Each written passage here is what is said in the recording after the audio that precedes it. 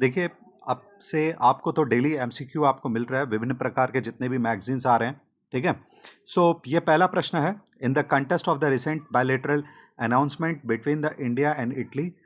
जैसे कि आपने रिसेंटली न्यूज़ में देखा होगा, ठीक है, पार्ले कंपनी का एक मेलोडी टॉफ़ी के साथ पीएम मोदी जी और अम, मैक मैक मेलोडी जी जो है एक फ़ोटो सेशन करवाते हैं। तो उसी संदर्भ पे एक क्वेश्चन है, ठीक है? इंडिया एंड इटली का कुछ बायलैटरल अनाउंसमेंट किया गया है, जिसमें से पहला पॉइंट है, both nation have agreed to joint observe 2027 as a year of culture and tourism. Okay, ये बिल्कुल सही है।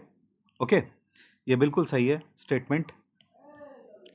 Now next one, the emerging Indo Mediterranean region is being conceptualized to link the Indo-Pacific and Mediterranean zone। ये भी बिल्कुल सही है।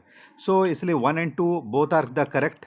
Okay, now अब नेक्स्ट में आ रहा है।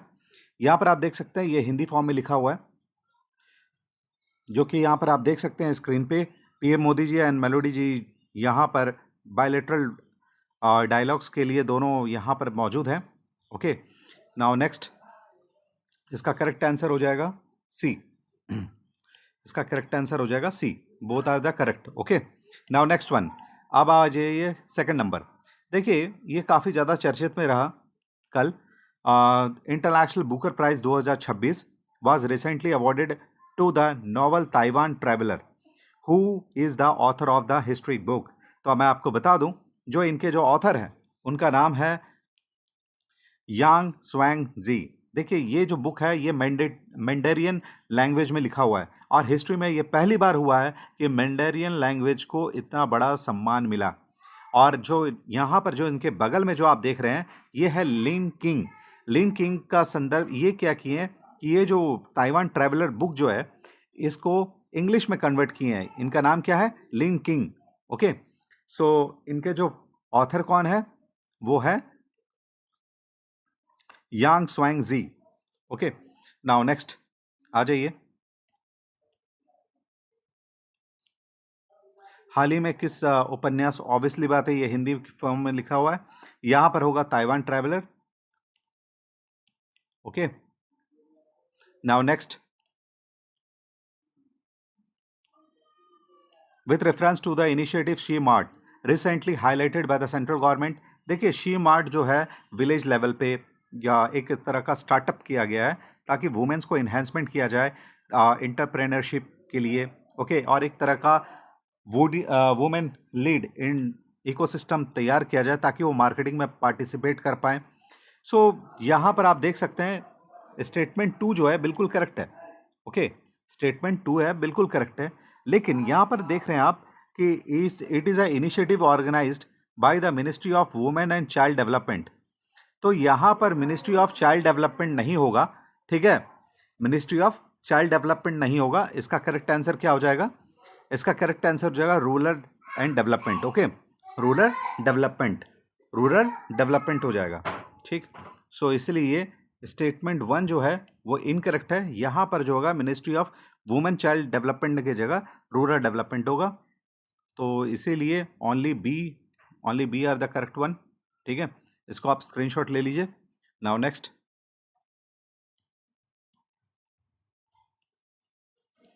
ओके, सो ऑब्वियसली बात है, only 2 are the correct. First वाला जो है महिला बाल विकास मंत्रालय नहीं होगा, ठीक है? ये ग्रामीण विकास मंत्रालय में आएगा। Now next, with reference to the global electrification and the 35 by 35 metric framework dictated by the IRNA, consider the following statement। देखिए, एक फ्रेमवर्क तैयार किया गया कि electricity, share of electricity is the final global energy consumption जो है वो at least 35% जो है वो एटलीस्ट हो जाएगा बाय द 2035 में, ताकि इस तरह से हम लोग 1.5 डिग्री जो है क्लाइमेट वार्मिंग लिमिटेबल वेलेबल कर सकें, ठीक है? जो हमारा जो टारगेट है वो 1.5 तक लेकर आना है। सो यहाँ पर आप देख सकते हैं एटलीस्ट 35%। तो मैं आपको बता दूँ ये दोनों के दोनों स्टेटमेंट सही है, ठीक है। और मैं आपको बता दूं कि इंडिया ने थर्ड रैंक हासिल किया है for the renewable energy production में। सो पहला पहला जो है वो है चाइना, ओके। पहला जो है वो कौन है? चाइना, याद रखिएगा। एंड देन आफ्टर उसके बाद है USA and then after India. ये एक तरह का करंट अफेयर्स है फॉर द मेंस वेंस, जितने भी आपके एग्जामिनेशन जो रिटन एग्जामिनेशन होता है उसके लिए बहुत अच्छा है, ओके। सो ये थर्ड पोजीशन पे है रिन्यूएबल एनर्जी प्रोडक्शन को लेकर। तो यहाँ पर आपके दोनों के दोनों स्टेटमेंट सही हैं, सो इसीलिए ओके, इसीलिए both are the correct, okay. Now next,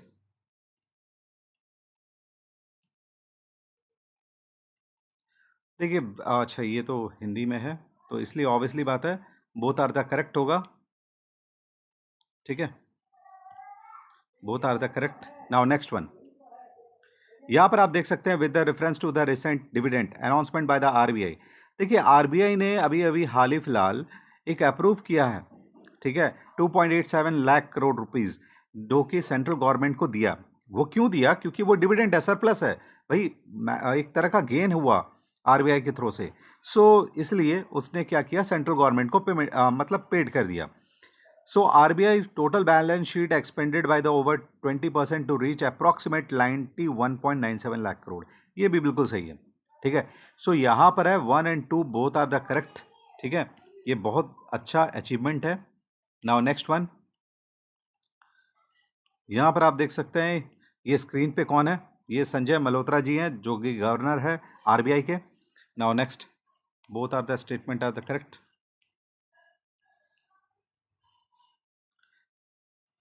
India recently blocked as the first time formal uh, request at the WTO, ठीक है, at the request formal request at the WTO with the to set up the dispute settlement panel against its domestic trade policy। देखिए हुआ क्या है मैं आपको बताता हूँ। WTO में इंडिया ने पहली बार ब्लॉक किया, ठीक है। क्यों किया इसके पीछे कारण मैं बता देता हूँ। चाइना ने सबसे बड़ा गेम खेला है। चाइना कहता है WTO में कि वो जो सोलर पैनल्स होते हैं और आईटी प्रोडक्ट्स होते हैं उसमें ज़्यादा वो टैक्स लगाता है हम लोग की कंट्री पे। सो इसीलिए तो चाइना और इंडिया के बीच में कुछ डिस्प्यूट हुआ है WTO में। सो ऑब्वियसली बात है यहाँ पर विच कंट्री है फिल द डिस्प्यूट एलिगेशन, वो है बी चाइना, ठीक है। आंसर हो जाएगा बी चाइना, ठीक है, ओके। आंसर हो जाएगा बी चीन, ओके।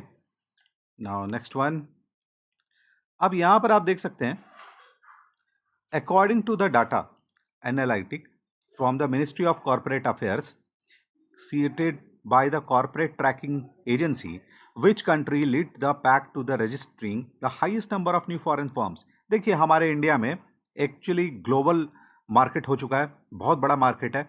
सो इसलिए दुनिया के सारे कोने से जो कि डेवलप कंट्रीज़ हैं, ठीक है, वो सारे के सारे चाहते हैं कि इंडिया में अपना मार्केट सेटअप करें, अपना फर्म खोले। सो यहाँ पर सबसे पहले पायदान में है सिंगापुर, जैसे आप स्क्रीन पे देख रहे हैं। यहाँ पर पहले पायदान पे कौन है? सिंगापुर, जो कि 13 फॉर्म्स को खोला हुआ है। एंड देन आफ्टर यूएस है, UK and then after South Korea. So यहाँ पर जो सबसे पहला और सबसे ज़्यादा नंबर पे है वो है सिंगापुर, याद रखिएगा। नाउ नेक्स्ट वन, यहाँ पर आप हिंदी में देख सकते हैं, इसको मैंने क्रम वाइज आप इसको लिख सकते हैं। ये हो गया पहला पोजीशन, ये हो गया फर्स्ट, ये यूएस हो गया सेकेंड, थर्ड हो गया यूके एंड फोर्थ हो गया साउथ कोरिया, ठीक है। नाउ नेक्स्ट, सो इसका करेक्ट आंसर हो जाएगा बी।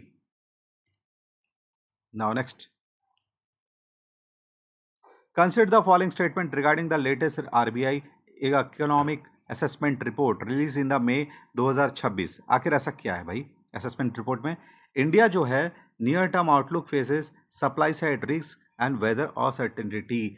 बिल्कुल सही बात है, ठीक है, वो साइड रिस्क है वेदर अनसर्टेनिटी को लेकर। Now next, RBI has prioritised an immediate interest rate hike to stabilize the rupee rather than the focusing on the domestic inflation target. देखिए सेकंड पॉइंट में क्या बोला है कि आरबीआई जो प्रायोरिटाइज मतलब प्राथमिकता दे रहा है, किसको दे रहा है भाई, कि डोमेस्टिक इन्फ्लेमेशन टारगेट को ना देकर वो क्या कर रहा है, जो रुपए जो डूब रही है ना, जो रुपए जो फॉल कर रहा है, तो इसीलिए वो इंटरेस्ट रेट हाइक करने पर वो सुझाव दे रहा है। कौन? आरबीआई इमीडिएट कर रहा है। तो ये बिल्कुल सही, ये बिल्कुल गलत बात है। क्यों? क्योंकि आरबीआई पहला फोकस कर रही है डोमेस्टिक इन्फ्लेमेशन टारगेट पे, ठीक है, ताकि हमारे भारत के अंदर में कोई इन्फ्लेमेशन ना आए। सो इसीलिए only one is being the correct, ठीक है, टू जो है वो इनकरेक्ट है, ठीक है। सो आ जाइए नेक्स्ट, ठीक है। जो रुपए जो फॉल हो रहा है ना, उस पे सबसे पहला टारगेट हो रहा है कि भारत के अंदर में कोई इन्फ्लेमेशन ना आए। ओके, सो वो इंटरेस्ट रेट बढ़ाने के बारे में नहीं सोच रहा है आरबीआई, तो इसीलिए only one are the correct, B जो होगा वो इनकरेक्ट है। ओके, नाउ नेक्स्ट वन आ जाइए नेक्स्ट। जैसे आपने अभी अभी रिसेंट न्यूज़ में सुना होगा कि AII एसेंड कॉन्फ्रेंस जो कि वाशिंगटन डीसी में हुआ है, इसरो को इसमें चयनित किया गया है फॉर द 2026 गोडार्ड एस्ट्रोनॉटिक अवार्ड, ठीक है। सो यहाँ पर कौन से मिशन के लिए? वो है वन एंड ओनली चंद्रयान-3, जो कि साउथ पोल, चंद्रमा के साउथ पोल पे जो सॉफ्ट लैंडिंग हुआ है, उसको लेकर चंद्रयान-3 को मिला है गोडार्ड एस्ट्रोनॉटिक अवार्ड। यहाँ पर जो आप देख रहे हैं स्क्रीन पे, इनको जो रिसीव करने वाले जो हैं वो कौन है भाई? वो हैं इंडिया के एम्बेसडर, ठीक है, जो कि यूएस के, ठीक है, यूएस में जो इंडिया के एम्बेसडर है वो रिसीव कर रहे हैं, ठीक है। नाउ नेक्स्ट, सो इसका करेक्ट आंसर हो जाएगा चंद्रयान-3।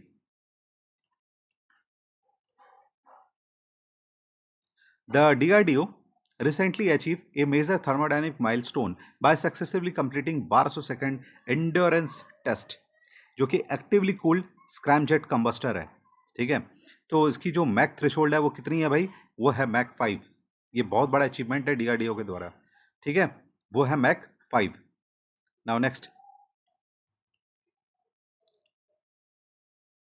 ठीक है, आप जैसे स्क्रीन पे देख रहे हैं ये कुछ टेस्टिंग हुआ है, ठीक है, इसीलिए इसका आंसर हो जाएगा मैक 5।